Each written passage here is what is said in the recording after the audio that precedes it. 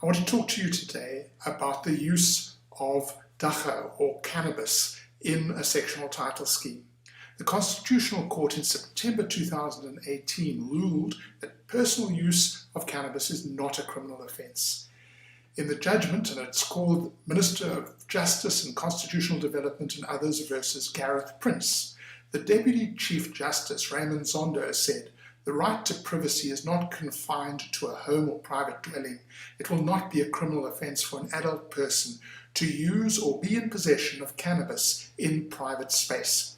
The court found that the laws that prohibit the private cultivation and possession of cannabis for private consumption unjustifiably limit the right to privacy guaranteed by Section 14 of the Bill of Rights, which is part of the South African Constitution. To be clear, while adults are legally entitled to grow cannabis in a private place for their own consumption, they cannot give it to their friends or sell it. This issue is now raising its head in sectional title schemes, of course.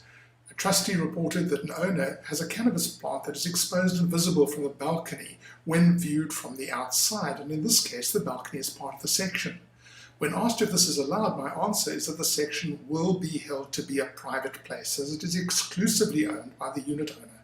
I don't think that a court or adjudicator would find that because this part of the section is open and visible from outside, these considerations make it a public place or a common area. So yes, I think this must be allowed.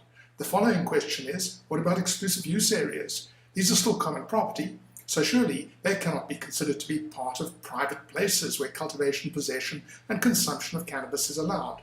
What if an owner or occupier grows cannabis in an exclusive use garden area?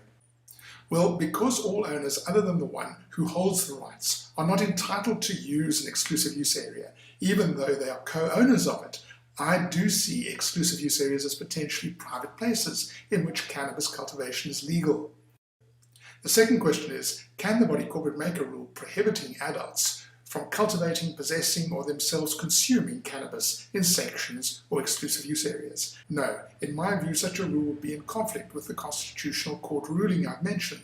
A body corporate will not be entitled to prohibit these actions, require trustee or body corporate consent, or regulate them so extensively that in practice they're not possible. However, I do believe that a body corporate can regulate the cultivation and consumption of cannabis in sections or exclusive use areas as long as the clear intention of the rule is to ensure that the exclusive use area or section is not used in a way that unreasonably interferes with other persons in breach of Section 13(1)(d) of the Act, or so as to cause a nuisance in breach of Section 13(1)(e) of the Act.